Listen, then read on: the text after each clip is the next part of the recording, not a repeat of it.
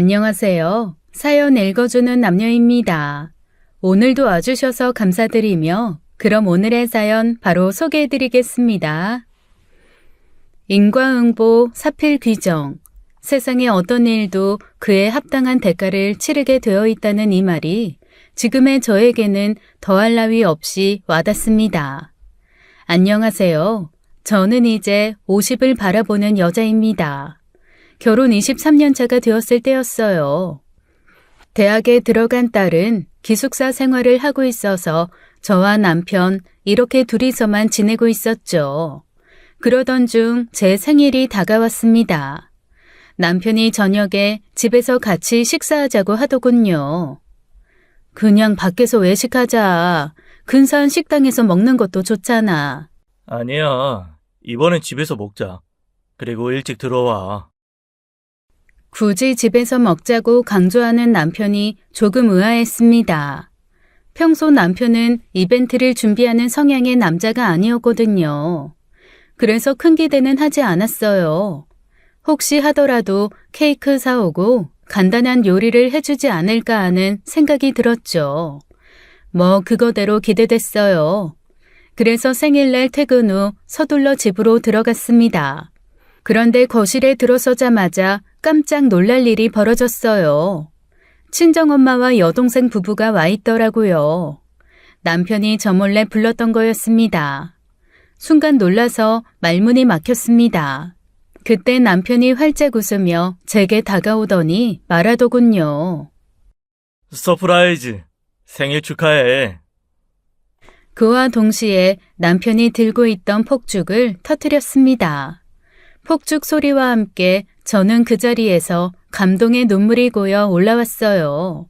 결혼 생활 내내 남편이 이런 이벤트를 준비한 적은 한 번도 없었거든요.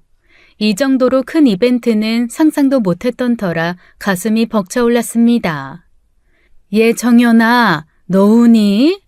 어머, 우리 딸 감동했나 보다. 역시 우리 사위가 최고다. 평소에도 남편을 좋게 보셨던 친정엄마는 남편을 칭찬하며 매우 흐뭇해하셨습니다. 저는 그런 칭찬에 괜히 더 어깨에 힘이 들어갔죠. 가족들과 인사를 나누고 저는 안방으로 들어갔어요.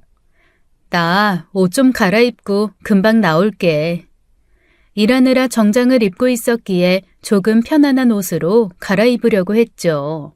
그때 남편이 저를 따라 안방으로 들어왔어요. 남편은 저를 바라보며 미소를 지으면서 작은 상자를 내밀더군요. 자, 이거. 생일 선물이야. 선물 상자는 매우 정성스럽게 포장되어 있었어요. 이전에 이런 적이 없었는데 남편의 정성스러운 준비에 또 한 번 감동을 했죠. 정말 고마워, 여보. 나 오늘 정말 많이 감동했어. 고마워. 어서 옷 갈아입고 나와. 다들 기다리고 있어.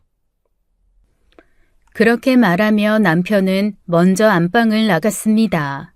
남편이 나가고 난 뒤 저는 조심스럽게 선물 상자를 풀어보았어요. 포장을 푸는 내내 마음이 설레었죠. 상자 안에는 작은 금목걸이가 들어있더군요. 그런데 그보다 더 저를 놀라게 한 건 그 안에 들어있던 편지였어요. 웬일로 편지까지 썼대? 이 사람이 이렇게 로맨틱했었나? 뭐 기분은 좋네. 그 편지에 또 감동하며 편지를 펼쳐보았는데 저는 편지에 적힌 내용에 숨이 막히는 듯한 기분이 들었습니다. 미나, 우리의 3주년을 축하해. 순간 머리가 하얘졌습니다. 미나? 3주년? 이게 뭔 소리야? 처음엔 남편의 장난인가 싶었습니다. 하지만 누가 장난을 이따위로 할 수 있단 말입니까? 그것도 아내 생일날에요. 여자의 촉이 그 순간 강하게 발동되었죠. 분명한 느낌이 왔어요. 이 새끼 바람났구나. 머릿속에 한 단어가 강렬하게 떠올랐습니다. 바람. 남편이 제 선물을 준비하면서 내연녀 선물도 샀고 실수로 그 두 선물이 바뀐 겁니다. 그리고 내연녀에게 줄 편지까지 제 손에 들어온 것이었죠. 어쩐지 안 하던 짓을 한다 했어요. 내연녀에게 보낼 편지가 제 손에 들어왔다는 걸 남편은 아직 눈치채지 못했더군요. 이 사태에 분노가 치밀었습니다. 하지만 그 순간 편지를 들고 따져봤자 남편이 뭐라고 변명할지 뻔히 보였어요. 오해하지 마, 그냥 장난이었어. 솔직히 남편이 그렇게 둘러대면 저도 더 이상 따져 물을 순 없잖아요. 그러면 더 이상 외도의 증거를 잡을 수 없을 게 분명했습니다. 저는 급하게 머리를 굴렸어요. 일단 이 편지를 들키지 않도록 해야 했습니다. 그래서 재빨리 편지를 화장대 안 깊숙한 곳에 숨겼죠. 지금 당장은 이걸 공개할 때가 아니라고 판단했어요. 그날 저는 억지로 웃으며 생일 파티를 마무리했어요. 속에서는 끓어오르는 분노가 가득했지만 겉으로는 최대한 평온한 표정을 유지하려고 애썼죠. 친정엄마와 여동생 부부에게도 전혀 티를 내지 않으려고 노력했습니다. 친정엄마는 계속해서 남편을 칭찬하며 저를 보고 얼마나 행복하냐고 물으셨죠. 저는 속으로만 한 200번쯤 남편 머리채를 잡았어요. 하지만 겉으로는 참았죠. 나 몸이 좀 안 좋네. 죄송해요 다들. 오늘은 조금 일찍 끝낼게요. 미안해요. 여기까지 와주셨는데. 몸이 안 좋다는 핑계를 대며 파티를 서둘러 끝냈습니다. 가족들이 눈치채지 않도록 애써 태연한 척하며 친정 식구들을 일찍 집으로 돌려보냈죠. 마음속에선 분노와 배신감이 마구 뒤엉켜서 더 이상 버티기 어렵더군요. 하지만 지금은 절대로 분노를 터뜨릴 수 없었습니다. 친정 식구들을 보내고 난 후 저는 아무 말 없이 방으로 들어가 침대에 누웠어요. 오늘은 도저히 남편과 얼굴을 마주할 수 없었거든요. 남편이 뒤따라 들어와서는 조심스럽게 제 상태를 살폈습니다. 남편은 그 어느 때보다 다정하게 제게 묻더군요. 물론 저는 남편 목소리에 소름이 돋았지만요. 괜찮아? 어디 많이 아파? 요즘 너무 무리했나? 겉으로는 세상 다정한 남편인 척 저를 걱정하는 모습이 가증스러웠습니다. 분명 내연녀에게 보낼 편지가 잘못 들어간 것도 모르고 지금도 그 여자를 생각하고 있겠지. 분명 마음은 다른 여자에게 가 있으면서 저를 이렇게 걱정하는 척하니 참을 수가 없었죠. 하지만 참아야 했어요. 응, 몸살인 것 같아. 좀 쉬면 괜찮아질 거야. 저는 최대한 차분하게 대답한 뒤 이불을 뒤집어 쓰고 자는 척 했습니다. 남편은 곧 조용히 일어나서 안방을 나갔어요. 남편이 방을 나가는 순간 저는 눈을 감고 속으로 다짐했습니다. 널 곧 죽여주마. 조금만 기다려라. 아주 잘근잘근 분해해버려서 공중에 뿌려주마. 그때 아주 실컷 웃어주마. 이제 남은 것은 남편의 외도를 증명할 확실한 증거를 찾는 것이었습니다. 내일부터 전쟁 시작이었죠. 밤새도록 한숨도 못 자고 남편의 외도를 어떻게 추적할지 고민했어요. 처음엔 흥신소에 의뢰할까 생각도 했죠. 하지만 1년 전 제 친구 정숙이 일이 생각났어요. 정숙이도 당시 저와 비슷한 일을 겪었거든요. 정숙이도 남편의 외도 증거를 잡기 위해 흥신소를 이용했지만 결과는 처참했어요. 돈만 날리고 정작 남편에게 들켜버렸죠. 그 때문에 이혼할 때 손해만 보고 끝났다는 얘기를 들었었습니다. 그래서 저는 흥신소는 믿지 않기로 결심했어요. 그때 문득 돌아가신 아버지의 말씀이 떠올랐습니다. 모든 일은 확실히 처리하려면 직접 해야 하는 거다. 아버지는 항상 그렇게 말씀하셨죠. 그래서 남편의 외도 증거를 제가 직접 잡기로 결심했습니다. 처음에는 남편의 핸드폰을 몰래 뒤져보기로 했어요. 남편이 샤워할 때나 잠들었을 때를 노려 몇 번이고 확인해 보았죠. 그런데 전화나 문자, 메신저 기록 그 어디에도 수상한 흔적은 전혀 없었습니다. 평소 깔끔하고 치밀한 남편이니 이 정도는 당연히 미리 정리해뒀겠죠. 그러다 문득 남편의 차가 떠올랐습니다. 남편 차의 블랙박스를 확인해보면 뭐라도 나오지 않을까 하는 생각에 차도 확인했어요. 하지만 역시나 영상도 깨끗했습니다. 그런데 주행 기록에 비해 블랙박스 영상이 현저히 적었어요. 남편이 내연녀를 만나러 갈 때는 아예 블랙박스를 끄고 다녔다는 생각이 들더군요. 그런 치밀함까지 보여주니 속이 끓어올랐습니다. 구린 새끼가 철두철미하구만. 아우, 열받아. 이래서 다들 흥신소를 쓰는 건가? 혼자서 하는데 한계가 있구나 싶었지만 포기할 수는 없었습니다. 몇 번은 남편을 미행해 보기도 했어요. 남편이 어디로 가나 확인해 보려고 했지만 이상하게도 남편은 늘 자기 사무실로만 가더군요. 내연녀를 만나러 가는 타이밍이 따로 있는 것인지 아니면 제가 미행하는 걸 눈치챈 것인지 확신할 수는 없었죠. 그래서 미행으로는 별다른 증거를 얻지 못한 채 허탈하게 돌아오곤 했습니다. 그러던 어느 날 밤 남편이 만취 상태로 집에 돌아왔어요. 비틀거리며 들어오는 남편을 보니 오늘은 기필코 사생 결단을 내자 싶었죠. 남편이 깊이 잠든 것을 확인하고 얼른 남편의 핸드폰을 확인했지만 역시나 증거가 될 만한 건 없었습니다. 단서가 될 만한 것이 있나 싶어 주머니 속도 뒤져보고 지갑도 뒤져보았지만 마찬가지였어요. 그때 갑자기 직감적으로 차가 떠올랐습니다. 분명 그 안에 뭔가 단서가 있을 거라는 강한 느낌이 들었습니다. 바로 남편 차로 향했어요. 이미 몇 번 뒤져본 차였지만 오늘은 차를 다 뒤집어 엎어 뭐든 찾아보겠다 다짐했죠. 문을 열고 조수석과 뒷좌석 그리고 모든 작은 틈을 샅샅이 뒤졌습니다.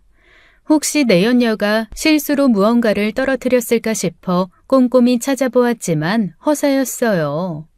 수십 분을 헤매다가 결국 열받은 저는 트렁크까지 뒤지기로 결심했습니다. 이놈 진짜 틈이 없네. 하여간 뭐라도 걸려봐. 아주 그냥.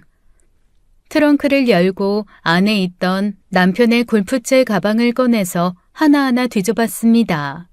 골프채 속에 뭐라도 있는 건 아닌지 짜증 섞인 마음으로 열심히 뒤졌죠. 하지만 역시나 그 안에도 증거 같은 건 없었어요. 열받아 그 자리에 주저앉아 골프채를 한참 만지작거리던 그 순간 갑자기 트렁크 밑에 깔린 커버가 눈에 들어왔습니다. 살짝 아구가 안 맞는 게 무언가 이상하다는 생각이 들었어요. 조심스럽게 트렁크 커버를 열어보니 그 밑에 파일 하나가 있더라고요. 왜 서류들 보관할 때 쓰는 투명 플라스틱 껍데기 있잖아요. 심장이 두근거리며 파일을 펼쳐보니 정말 믿기 어려운 것이 눈앞에 나타났습니다. 부동산 계약서. 파일 안에 있는 종이는 바로 아파트 계약서였습니다. 계약자 이름에는 남편의 이름이 적혀 있었고 주소는 저희가 사는 곳이 아닌 전혀 다른 곳이었어요. 순간 모든 게 하나로 이어졌습니다. 남편이 이 계약서를 가지고 있는 이유는 분명 내연녀에게 아파트를 마련해 주었기 때문일 겁니다. 이 새끼가 두 집 살림을 하고 있는 게 분명했죠. 그토록 찾아 헤맨 명백한 증거였어요. 드디어 찾았다. 넌 이제 사망 신고만 하면 되겠다. 멍멍이 자식 같은 놈. 남편 놈은 치밀하고 완벽하게 숨겨두었다고 생각했겠죠. 하지만 제 집착의 완승이었습니다. 저는 내일 바로 그 아파트로 찾아가기로 결심했어요. 이 아파트에 가서 어떤 년이 내 남편의 내연녀인지 꼭 확인해야 했죠. 날이 밝자마자 저는 남편이 숨겨둔 계약서상의 주소지로 찾아갔습니다. 남편의 내연녀를 직접 만나야 한다는 생각에 전투 의지가 솟구치더군요. 그 아파트로 가면 어떤 일이 벌어질지 상상하며 다양한 시나리오를 떠올렸어요. 바로 머리채를 잡어 아니면 품위 있게 말로 협박을 해야 될까? 인연이 내 앞에 나타나면 어떤 표정을 지을지 상상만으로도 가슴이 터질 듯 했습니다. 겁을 먹은 얼굴로 문을 열면 품위 있게 말로 협박하고 뻔뻔한 얼굴로 문을 열면 바로 머리채를 잡아 거실에 내동댕이 치기로 결심했어요. 아파트에 도착한 저는 당당하게 문을 두드렸습니다. 심장이 빠르게 뛰었지만 제가 죄 지은 건 없잖아요. 꿀릴 것 없었죠. 드디어 문이 열렸고 문 너머로 한 여자가 모습을 드러냈습니다. 그런데 그 여자를 보는 순간 저는 할 말을 잃어버렸어요. 뭐야? 제가 상상했던 이미지와는 전혀 달랐습니다. 내연녀는 제 생각보다 훨씬 어려 보였어요. 제 딸 또래 정도로 보일 정도로 젊고 앳된 얼굴이었습니다. 20대 초반쯤으로 보였죠. 그리고 무엇보다도 저를 당황하게 만든 건 그녀의 배였어요. 여자의 배는 불룩 나와 있었고 분명 임신 중이었습니다. 이 상황을 어떻게 받아들여야 할지 순간적으로 머릿속이 새하얘지더군요. 도대체 이 여자가 누구며 남편과 어떤 관계인 걸까? 남편 내연녀가 맞는 걸까 싶었습니다. 그 여자는 저를 보더니 전혀 놀라거나 당황하는 기색 없이 차분하게 물었어요. 누구세요? 저는 그 질문에 순간적으로 말을 잃었습니다. 머릿속으로는 여러 생각이 휘몰아쳤어요. 남편의 내연녀가 맞다면 분명 제 얼굴을 알아볼 텐데 말이죠. 하지만 이 어린 여자는 제가 누군지도 모르는 눈치였습니다. 그 순간 여자가 다시 물었습니다. 아, 혹시 가사 도우미세요? 그 말에 저도 모르게 대답했어요. 나 오늘부터 일하기로 한 그 가사 도우미. 당황한 나머지 저도 모르게 그렇게 대답해버리고 말았어요. 순간적으로 이 모든 상황이 내가 오해한 건가 싶었거든요. 혹시 남편과 이 여자는 단순히 세입자와 집주인 관계일 뿐이고 내가 엉뚱한 생각을 한 건 아닐까 하는 생각이 들었죠. 그런 거라면 진짜 제가 난처한 짓을 한 거잖아요. 그렇게 당황하는 저를 그 어린 여자는 아무렇지도 않게 집 안으로 안내했습니다. 저를 별다른 의심 없이 가사 도우미로 여기더라고요. 그래서 일단 들어가서 대충 둘러대고 나와야겠다고 생각했습니다. 하지만 제 생각이 틀렸다는 것을 안 건 바로였어요. 집 안으로 들어가자마자 제 눈에 들어온 것이 저를 충격에 빠뜨렸거든요. 거실 한쪽 벽에 걸려있던 사진 한 장이 제 가슴을 찔렀습니다. 사진 속에서 남편과 그 어린 여자가 밝게 웃고 있었어요. 마치 오래된 연인처럼 다정한 모습으로 말이죠. 그 순간 모든 퍼즐이 맞춰졌습니다. 이 여자는 분명 남편의 내연녀가 맞았어요. 내가 지금까지 의심했던 것이 틀리지 않았죠. 하지만 너무 충격적이었어요. 대체 남편 놈은 미치지 않고서야 어떻게 이런 짓을 할까 싶었죠. 자기 딸 버린 여자아이를 그것도 임신을 시키다니요. 저는 남편의 내연녀의 모습을 다시 한번 쳐다보았습니다. 아직 솜털도 남아있는 어린 여자아이였어요. 한창 대학교에서 친구들과 공부하고 술 마시고 놀고 있어야 할 아이였죠. 처음엔 화가 치밀어 올라 머리채를 잡아버릴까 싶었지만 그 아이가 임산부라는 사실에 일단 마음을 다스렸습니다. 그러나 한 가지가 계속 마음에 걸렸어요. 왜 이 여자아이는 내 얼굴을 못 알아보지? 어떻게 날 보고도 이렇게 아무렇지도 않게 행동할 수 있지? 순간적으로 이 여자가 모르는 척 연기하는 건가라는 의심이 들었습니다. 앙큼하게 저를 모른 척하며 이 상황을 모면하려는 것일 수도 있겠다 싶었죠. 그래서 저도 일단은 모르는 척 연기를 하기로 했어요. 이 상황을 좀 더 파악하기 위해서였죠. 우선 무슨 말을 하는지 들어보는 게 좋겠다고 판단했습니다. 남편 내연녀는 천연덕스럽게 이야기를 이어갔어요. 배가 불러서 집안일이 좀 어려워요. 그래서 가사 도우미를 구했어요. 그러면서 저에게 해야 할 일들을 친절하게 설명하기 시작하더군요. 어찌나 세세하게 얘기하던지 저는 듣는 척하며 그저 고개만 끄덕일 뿐이었죠. 하지만 마음속에서는 여전히 복잡한 생각들이 떠올랐어요. 이렇게나 태연하게 연기를 잘한다고? 아니, 이 여자애가 남편 내연녀 맞아? 혹시 뭐 배다른 남매 이런 막장인 건가? 설마 옛날에 사고 쳐서 생긴 숨겨둔 딸? 뭐 이런 의문이 들기 시작했어요. 그래서 정확한 상황 판단을 위해 질문들을 던지기 시작했습니다. 남편은요? 출근하셨나? 제 질문에 내연녀는 망설임 없이 대답했습니다. 사실 아직 결혼 전이에요. 이제 곧 결혼하려고요. 그 말에 저도 모르게 이 여자의 배를 보았나 봐요. 6개월이요. 좀 보기 그렇죠. 아직 결혼도 안 한 여자가 임신이나 하고. 순간 입에서 욕이 나올 뻔했습니다. 결혼 전? 곧 결혼한다고? 내 남편이랑 지금 결혼 이야기하는 거냐? 싶었지만 일단 꾹 참고 마지막으로 확인을 해보았어요. 사진 속 저 남자가 예비 신랑이에요? 나이차가 너무 많이 나 보이는데. 네, 맞아요. 나이차가 많긴 하지만 에이, 사랑하는데 나이가 무슨 상관이겠어요. 모든 것이 드러났습니다.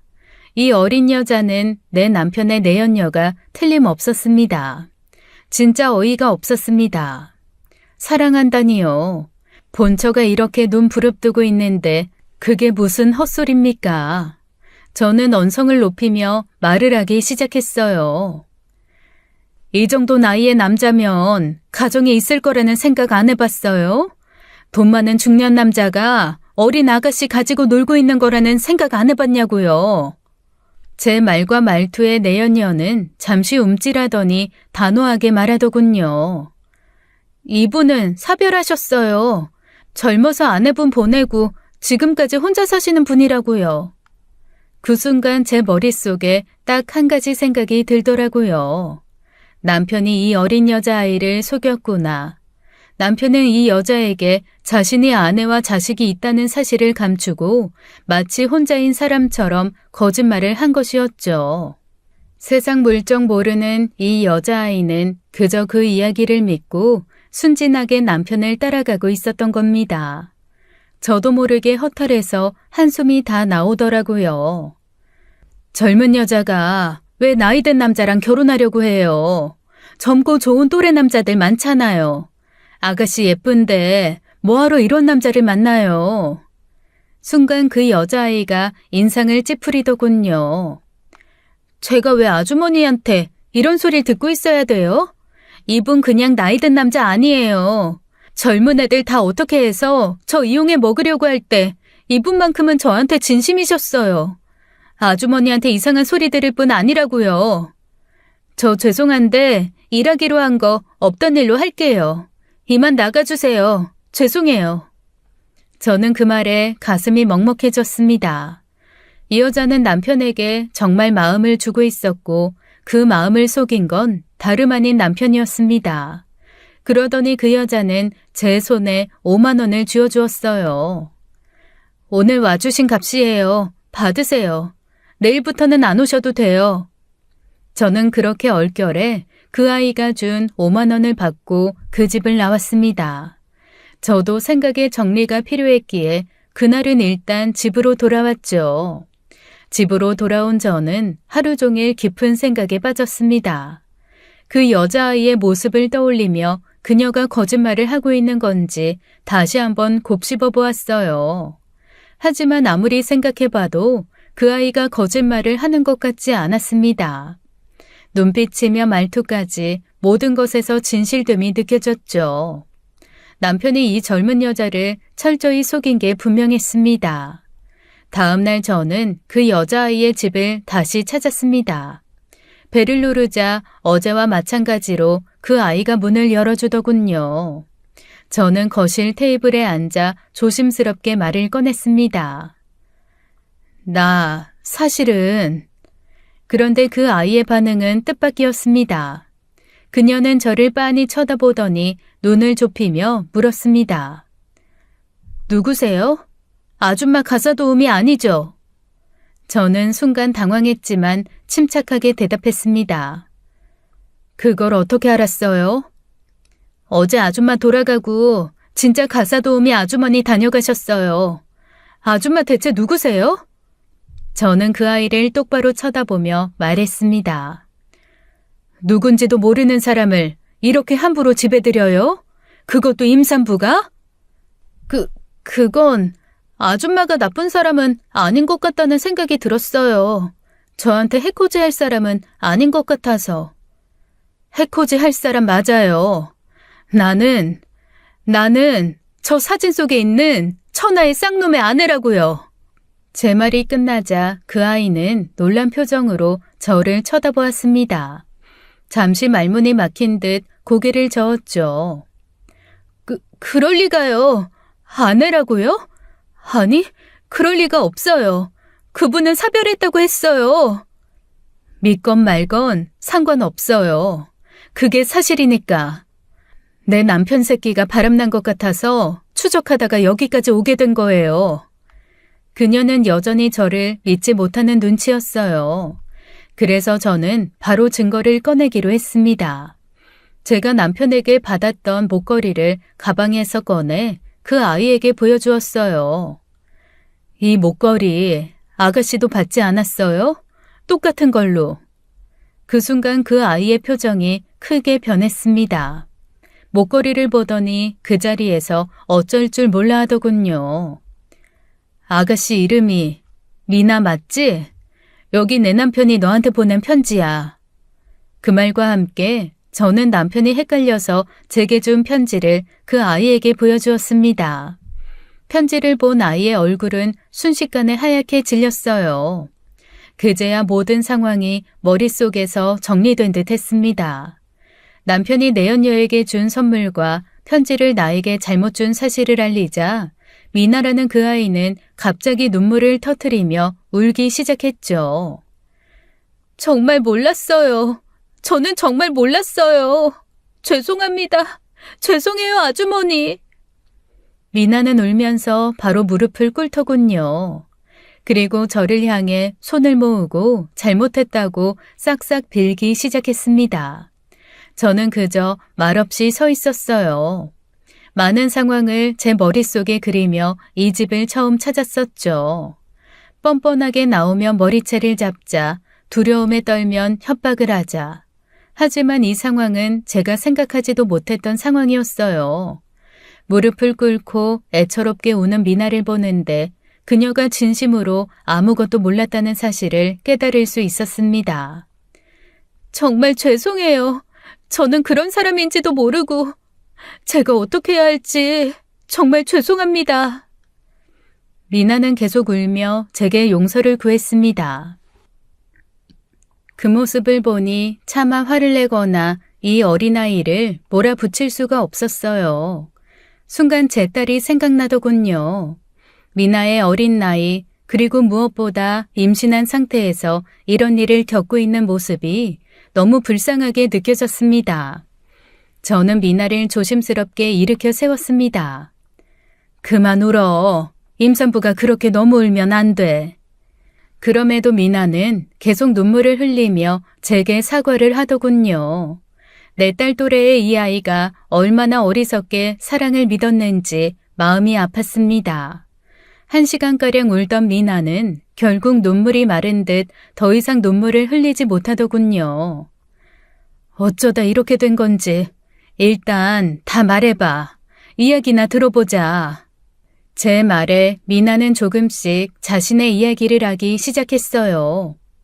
사실 저 고아로 자랐어요.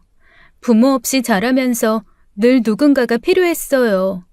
그런데 아주버니 남편분이 저를 정말 따뜻하게 대해줬어요.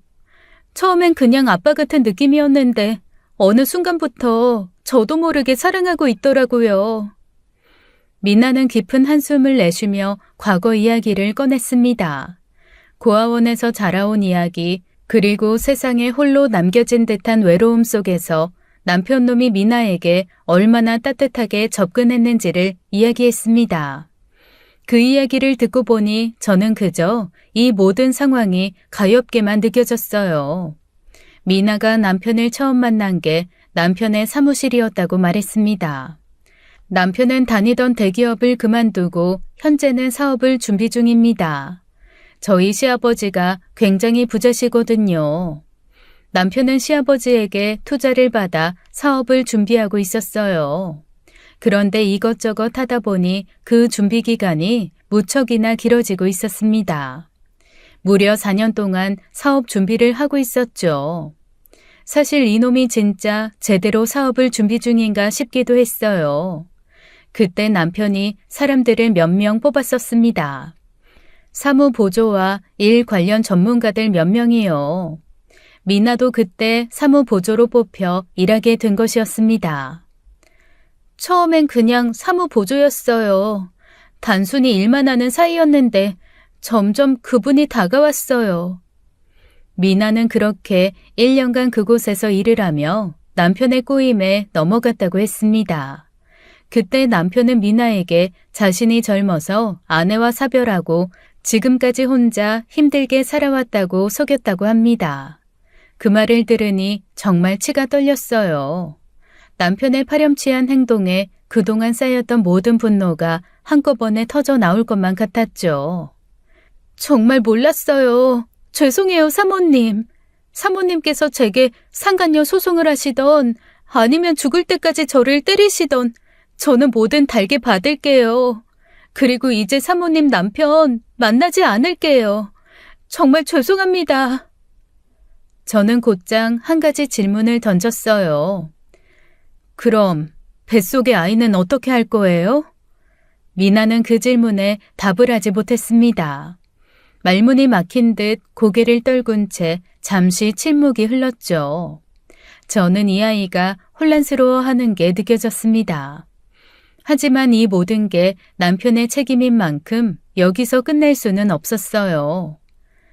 내 남편한테 소송 걸어. 내가 도와줄게. 사기로 소송 걸고 위자료도 받고 그리고 콩밥도 먹여버려. 미나는 제 말을 듣고 잠시 눈이 커지더니 고개를 끄덕였습니다.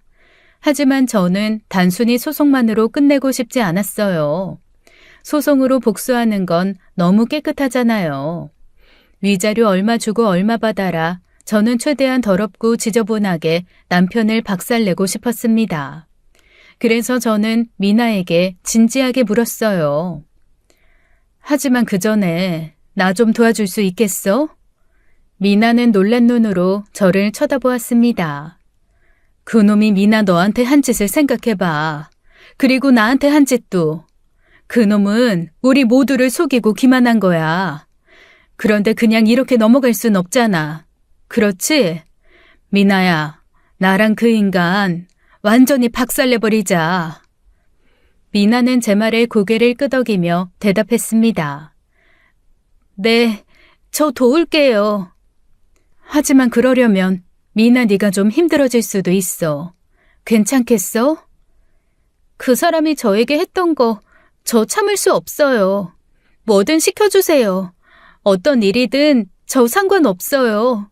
그 인간만 지옥에 떨굴 수 있다면 저 뭐든 해요. 사모님, 제가 꼭 도와드릴게요. 좋아. 그러면 일주일 뒤에 내가 말하는 장소로 와. 그때 가서 어떻게 복수할지 더 자세히 이야기해 줄게. 미나는 고개를 끄덕이며 제게 약속했습니다. 그리고 저는 미나 집에서 나왔어요. 저는 마음속으로 다짐을 했습니다. 짐승만도 못한 남편의 인생 다른 사람들한테 더 피해주기 전에 내가 확실히 끝내주리라고요. 나와 미나를 속인 것에 대한 그 대가가 얼마나 가혹할지 분명히 보여줄 생각이었습니다. 일주일이 지나고 저는 철저하게 자료를 준비한 채 남편의 사무실로 향했습니다. 사실 그날은 남편이 반년 동안 준비해온 투자 설명회가 열리는 날이었어요. 남편은 그동안 사업을 준비하며 투자 유치에 전력을 다했죠. 오늘이야말로 남편의 첫 공식적인 사업 설명회였고 남편에게는 매우 중요한 날이었죠. 제게도 기회이자 아주 중요한 날이 된 거네요. 평소에 저는 남편의 사무실에 한 번도 간 적이 없었습니다. 남편에게 부담을 주고 싶지 않았기 때문이었어요. 그래서 덕분에 남편 회사에서 1년간 일한 미나도 알아보지 못한 거였죠. 하지만 오늘은 상황이 달랐습니다. 이날이 나의 첫 방문이자 마지막 방문이 되는 날이었어요. 남편의 거짓된 삶을 폭로할 날이었으니까요. 사무실에 도착하자 남편의 직원들이 저를 못 들어가게 막았습니다. 저를 처음 보니 외부인이라고 생각했겠죠. 투자 설명회를 하는 날이니만큼 출입 통제를 하더군요. 하지만 저는 태연하게 남편의 이름을 대며 그놈의 아내라고 말했습니다. 직원들은 깜짝 놀라며 저를 안으로 모셔다 주더군요. 그렇게 저는 쉽게 사무실 안으로 들어갈 수 있었습니다. 남편은 제가 들어오는 것을 보고 매우 놀란 표정을 지었어요. 당신이 어쩐 일이야? 오늘 해가 서쪽에서 떴나? 무슨 일로 여기까지 온 거야? 오늘이 당신 첫 사업 투자 설명회잖아. 내가 옆에서 힘이 되어주려고 왔지. 이야, 영광인데 벌써부터 힘이 불끈불끈 난다. 조금 있으면 힘이 불끈 나는 게 아니라 피가 거꾸로 솟구칠 거다라고 말해주고 싶더군요. 남편은 어서 오라며 제게 자리를 마련해 주더군요. 저는 겉으로는 웃었지만 속으로는 이를 갈았습니다. 시간이 지나자 사람들이 속속 모이기 시작했어요. 소규모 사업 투자 설명회였지만 그래도 30명쯤은 모이더라고요. 시간이 되자 남편은 드디어 투자 설명회를 시작했습니다. 남편은 준비한 자료를 하나하나 보여주며 사업의 미래와 성공 가능성을 설명하더군요.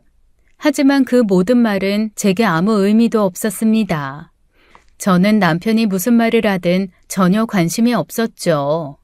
제 머릿속에는 오직 그가 받을 치욕과 파멸만이 가득했습니다. 제 속마음도 모르고 남편은 환하게 웃으며 투자 설명회를 진행하더군요. 오냐, 네 시간도 얼마 안 남았다. 고통 없이 죽을 생각은 꿈도 꾸지 마, 이 새끼야. 아주 잘근잘근 고통스럽게 죽여주마. 드디어 길고 지루했던 남편의 설명이 끝나고 투자자들의 질문 시간이 되었어요. 제가 나설 시간이었습니다. 저는 조용히 자리에서 일어났어요. 투자자 여러분, 여러분이 옳은 선택을 할 수 있도록 저도 준비한 자료가 있습니다. 갑작스러운 저의 개입에 남편은 몹시 당황해 하더군요. 당신 뭐야? 지금 중요한 자리야. 괜히 나서지 마, 응? 하지 마, 제발. 하지만 저는 남편을 무시하고 투자자들에게 다시 말했습니다.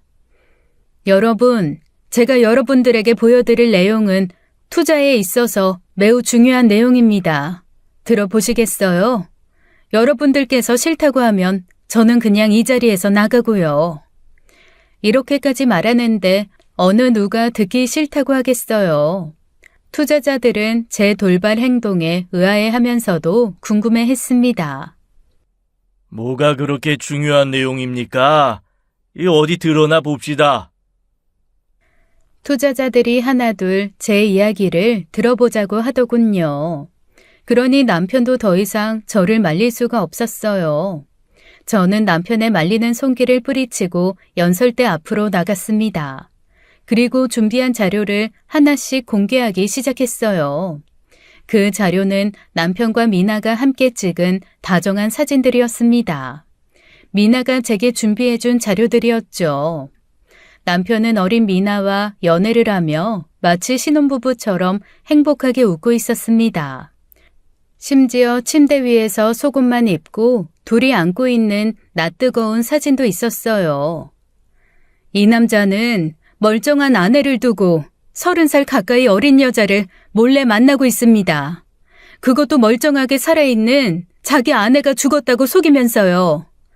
뻔뻔하게 솔로인 척하면서 이 어린 여자를 만나고 있습니다. 그 여자는 이 남자가 자기를 사랑한다고 믿고 있었고요.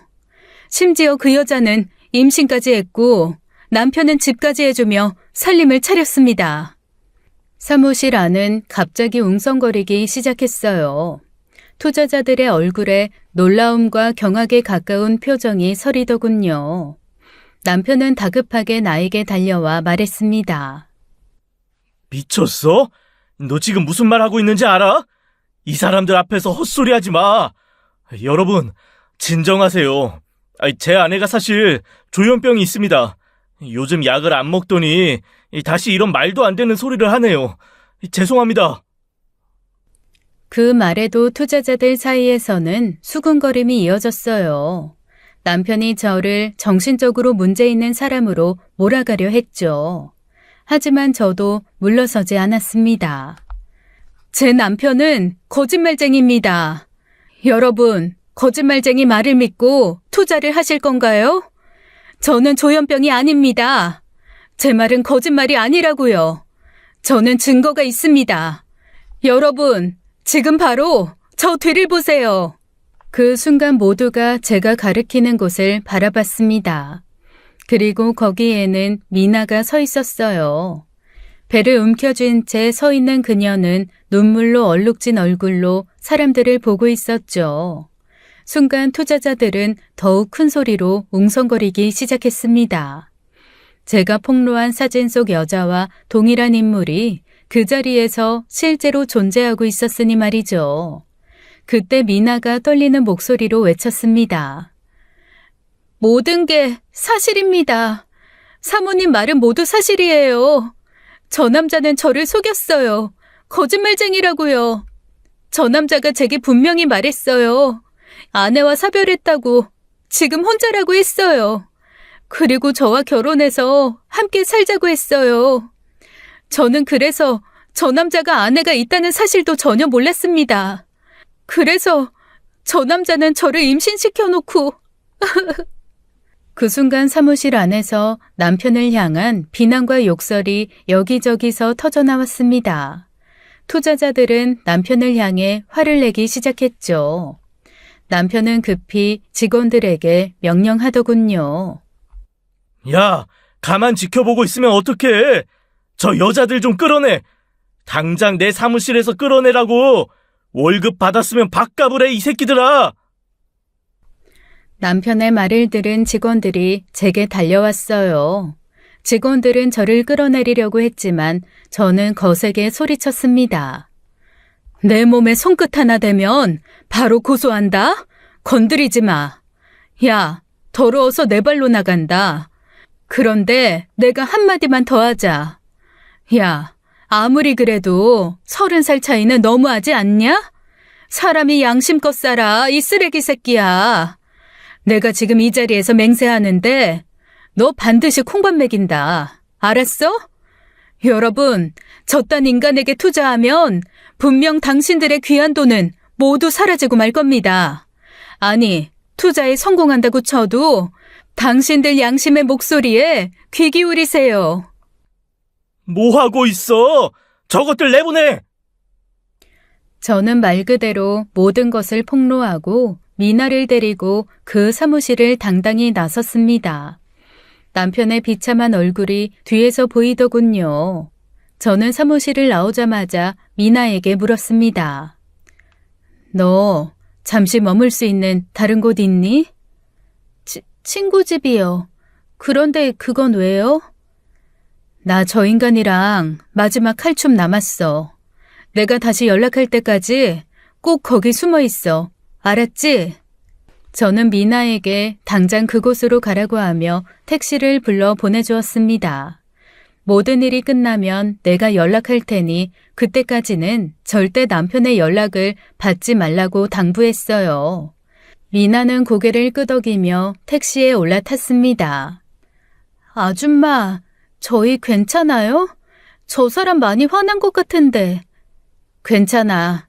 내가 오늘 이후 다시는 세상빛 못 보게 할 테니까 걱정 마. 미나가 떠난 후 저는 그녀의 집으로 향했습니다. 그리고 얼마 지나지 않아 남편에게 전화가 걸려왔어요. 전화를 받자마자 남편은 화가 난 목소리로 제게 욕설을 퍼부었습니다. 너 미쳤냐? 돌았어? 내가 4년 동안 준비한 사업이야. 근데 그걸 오늘 네가 다 망쳤다고. 너 제정신 아니지? 그 어느 때보다 정신 또렷한데? 제정신이 아닌 놈은 바로 너지. 이 미친놈아. 네가 사람 새끼냐? 네 딸 보기 부끄럽지도 않어? 당장 와서 사람들한테 거짓말이라고 해명해. 투자자들한테 네가 미쳐서 날뛴 거라고 말하라고. 남편의 목소리에는 분노와 절망이 가득 담겨 있었습니다. 투자자들이 모두 남편을 욕하고 나가버렸다는 겁니다. 그 소식을 듣고 저는 참을 수 없는 웃음이 나왔어요. 모든 계획이 성공한 겁니다. 야, 인과응보 사필 규정이라고 아냐? 딱 지금 이 상황 아니냐? 그동안 네가 한 짓의 대가를 지금 치르는 거라고. 남편은 제 말을 듣고 더욱 흥분하더군요. 그리고는 제게 어디에 있느냐고 물었습니다. 너 지금 어디야? 당장 말해. 저는 잠시 망설이지도 않고 대답했습니다. 네가 미나한테 차려준 집에 있다. 어쩔래? 이 쓰레기 같은 놈아. 그 말에 남편은 화가 폭발한 듯 소리쳤습니다. 너 거기 딱 기다리고 있어. 어디 도망가지 말고 금방 갈 테니까. 넌 오늘 죽었다. 저는 전화를 끊고 미나 집에서 남편이 오기를 기다렸습니다. 얼마 지나지 않아 남편이 도착하더군요. 남편의 얼굴은 분노로 일그러져 있었습니다. 제게 다가오며 소리를 치더군요. 너 그런데 도대체 어떻게 알았냐? 어? 내가 도저히 궁금해서 참을 수가 없더라. 저는 남편이 제게 잘못 전해준 편지를 남편에게 던졌습니다. 야, 봐라. 네가 내 생일에 서프라이즈라고 하면서 준 선물에 들어있던 편지야. 이딴 걸 아내한테 생일 선물로 주냐? 하긴 제대로 서프라이즈 하긴 했어. 내가 진짜 놀랐거든. 이딴 것도 제대로 못하는 놈이 무슨 사업을 하냐? 그리고 지금 그게 중요해? 더 중요한 건 네가 어떻게 네 딸 나이 때에 불쌍한 애한테 이런 짓을 했느냐는 거지. 네가 사람 새끼니? 거울을 봐, 이 쓰레기야. 그 순간 제 말이 끝나기가 무섭게 남편은 참지 못하고 제 뺨을 거세게 때렸습니다. 순간 얼굴이 화끈거리며 눈앞이 하얘지더라고요. 딱 한 대 맞았는데 정신줄이 가물가물해졌어요. 하지만 저는 지지 않고 남편을 향해 다시 대들었습니다. 날 쳐? 너 그래. 오늘 너 죽고 나 살자. 하지만 남편은 저를 더욱 거칠게 밀어붙였어요. 저를 다시 강하게 때렸습니다. 제대로 돌았네 이게. 오늘은 너만 죽는 날이야. 남편의 주먹이 제 몸을 향해 쏟아졌고 저는 그것들을 맞으면서도 끝까지 버텼습니다. 결코 쓰러지지 않았죠. 하지만 남자의 힘을 이기기란 불가능했습니다. 저는 필사적으로 저항했지만 몸을 제대로 가누기도 힘들더군요. 남편의 주먹을 그대로 맞고 있을 수밖에 없었어요. 그 순간 집안에 누군가 들어오며 불호령이 떨어졌습니다. 이게 뭐 하는 짓들이야? 야 이놈아, 그만두지 못해? 지팡이를 짚고 있는 노인과 그를 부축하고 있는 50대 남성과 여성이 집으로 들어왔습니다. 바로 시아버지, 아주버님, 그리고 시누이였죠. 남편과 전화통화를 끝내고 저는 급하게 시아버지를 이곳으로 불렀거든요. 저를 때리고 있던 남편을 본 시아버지가 크게 소리를 지른 것이었습니다. 남편은 그 순간 놀란 표정으로 멈춰 섰어요. 아주버님과 시누이가 제게 급히 달려와 저를 일으켜 세워줬습니다. 저는 입술이 찢어진 건지 입안에서 피맛이 다 느껴지더라고요. 제 의지와 상관없이 몸을 일으킬 수도 없었지만 정신만은 또렷했습니다. 남편은 갑작스러운 상황에 당황해하며 변명을 늘어놓더군요. 저기, 아버지, 다 이유가 있어요. 오늘 있었던 투자 설명에 망쳐서 화가 나서 저도 모르게, 그러니까 이 여자가 이상한 헛소리를 해서. 하지만 아주버님은 그의 말을 듣고 주저없이 남편의 뺨을 한 대 갈겼습니다. 너 미쳤냐? 어디 지 아내를 이렇게까지 때려? 돌았어? 어디 여자한테 손을 대냐 이 새끼야? 재수씨, 괜찮아요? 너 미쳤니? 네가 사람 새끼야? 어디 할 짓이 없어서? 옳게, 어쩜 좋아. 어서 119 불러. 이러다가 큰일 나겠어. 남편은 놀라 움찔했지만 말을 잇지 못했습니다. 그때 시아버지가 지팡이를 짚고 힘겹게 걸어오더니 남편을 노려보며 말했어요. 다 들었다. 네가 젊은 여자랑 바람나서 집까지 사주고 임신까지 시킨 게 사실이냐? 그리고 그게 들통나니 지금 새아가 이렇게 때린 거야. 시아버지는 집을 둘러보며 천천히 말했습니다. 이 며느리 말이 사실이구나. 남편과 미나의 사진이 집 곳곳에 걸려 있었으니 부정할 방법이 없었습니다. 남편은 당황한 얼굴로 다시 변명하려 했죠. 아니에요, 아버지. 모든 건 오해예요. 다 이 여자가 꾸민 일이에요. 하지만 시아버지는 그 말에 속지 않았습니다. 차가운 눈빛으로 남편을 바라보며 무섭게 호통을 치시더군요. 헛소리 말아라. 이젠 넌 내 아들 아니야. 나는 너 같은 놈 아들로 둔 적 없다. 네 놈 사업에 투자하기로 했던 것도 다 없던 일로 하마. 그리고 4년간 가져간 내 돈 다 돌려놔라. 이런 쓰레기 같은 놈을 그래도 아들이라고. 시아버지의 말이 떨어지자 남편은 곧장 시아버지에게 달려가 무릎을 꿇고 빌기 시작했습니다. 아버지, 제발 한 번만 기회를 주세요. 제가 다 정리하겠습니다. 정말이에요. 하지만 시아버지는 냉정하게 지팡이를 들어 남편을 무지막지하게 때렸어요. 썩 꺼져 이놈아. 꼴도 보기 싫다. 네가 내 돈 가져다 사업한다더니 이딴 짓거리나 하면서 돌아다녀. 다시는 아버지라고 부르지도 말아라. 넌 이제 끝이야. 시아버지는 더 이상 남편에게 말할 가치가 없다는 듯 집을 나가버리시더군요. 시누이가 다급하게 119를 부르며 그런 시아버지를 부축하기 위해 따라 나갔어요. 남편은 시아버지가 나가자마자 분노로 가득 찬 얼굴로 저를 쳐다보며 다시 달려들었습니다. 이 모든 게 다 너 때문이야. 네가 다 망쳐놓은 거라고. 그래, 오늘 그냥 같이 죽자. 남편은 다시 저를 때리려고 했습니다. 그 순간 아주버님이 남편을 제지하려 했지만 이성을 잃은 남편은 아주버님까지 밀쳐내고 제게 주먹을 날렸어요. 그 순간 집 안으로 경찰이 들이닥쳤습니다. 경찰들은 저를 향해 주먹을 휘두르던 남편을 재빠르게 제압했죠. 그만하세요. 가정폭력 신고받고 출동했습니다. 남편은 갑작스러운 상황에 놀라며 경찰을 바라보았습니다. 그러더니 아주버님을 향해 소리쳤어요. 형이 신고했어? 형이 어떻게 날 신고해? 무슨 소리야? 나 지금 방금 여기 왔는데. 그때 저는 남편을 향해 씩 웃으며 말했습니다. 내가 신고했다. 남편은 놀란 표정으로 저를 쳐다보았어요. 이 집으로 널 부르고 내가 미리 경찰에 신고해뒀다고. 서프라이즈다 이 개새끼야. 그 말에 남편은 더욱 격분해했어요. 하지만 어쩌겠어요. 이미 경찰에게 제압당한 상황이었는데요. 남편은 경찰차에 실려가며 소리치고 발악했습니다. 이게 다 네 탓이야. 네 탓이라고.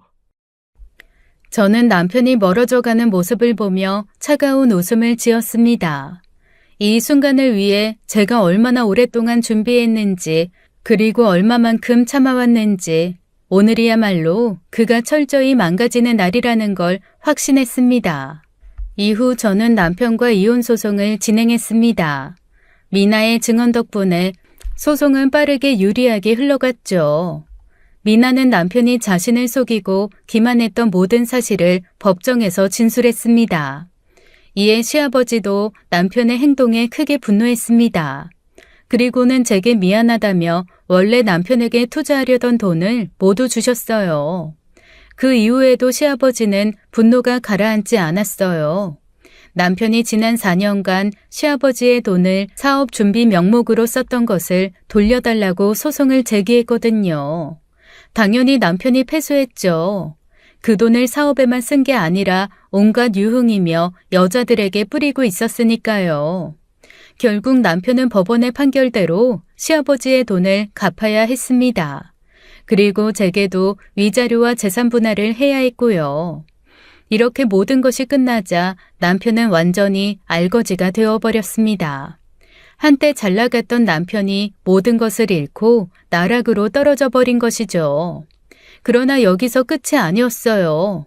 미나는 남편을 사기로 고소했습니다.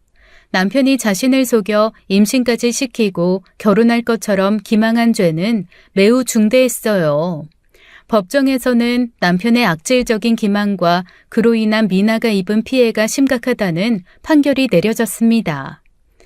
이로 인해 남편은 사기죄로 유죄를 선고받았고 징역형을 피할 수 없었습니다. 그런데 저도 여기에서 가만히 있었겠어요. 저 역시 남편이 저를 때린 것에 대해 고소했습니다. 나중에 경찰 조사 결과 남편이 저를 주먹으로만 때린 게 아니더라고요. 저야 그때 몰랐죠. 그냥 맞고만 있으며 아프다 아프다 하고 있었으니까요. 남편은 결국 특수상해와 가정폭력 혐의로 추가 기소되었고 결국 사기 특수상해 가정폭력 혐의가 모두 인정되어 징역 5년형을 선고받았습니다.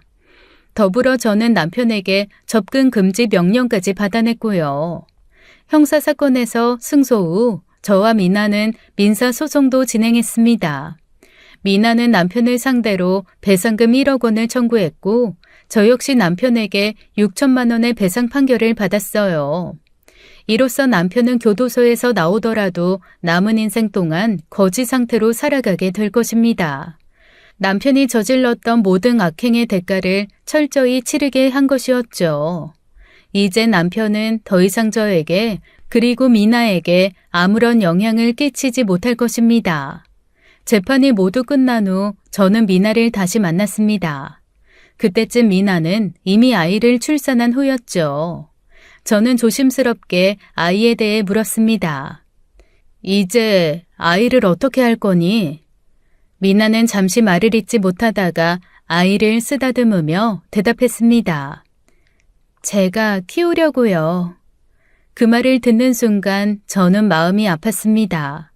이 아이는 아무 잘못도 없는데 세상에 나올 때부터 불행한 상황을 맞이할 운명이라는 생각에 가슴이 저려왔어요. 미나는 눈물을 삼키며 말을 이어갔습니다. 제가 고아로 자랐잖아요.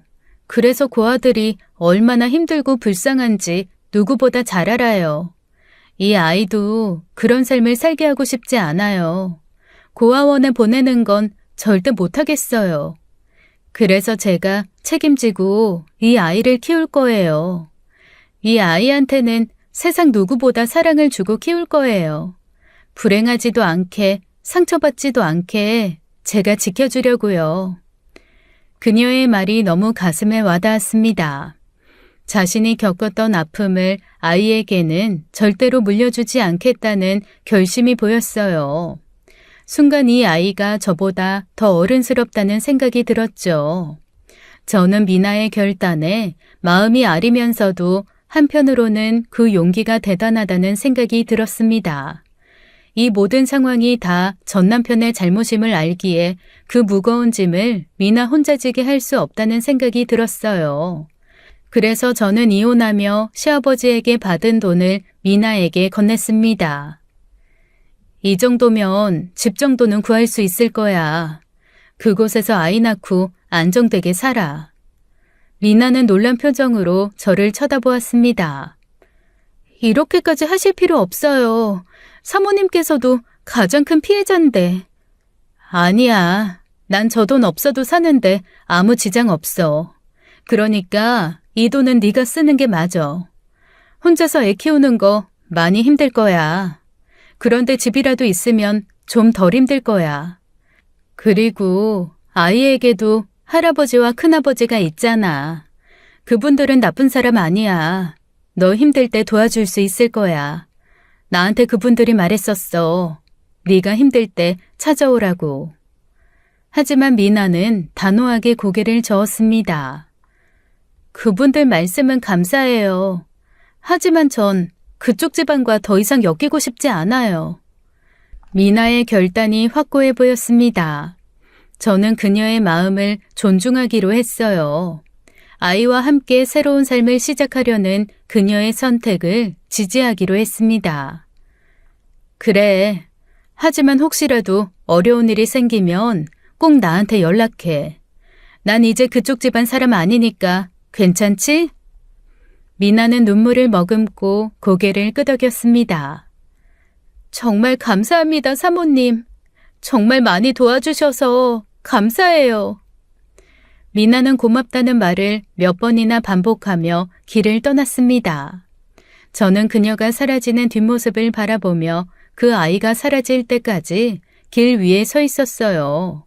미나의 뱃속에 있는 아이는 그저 무고한 존재였고 미나 역시 사랑에 속은 피해자일 뿐이었습니다.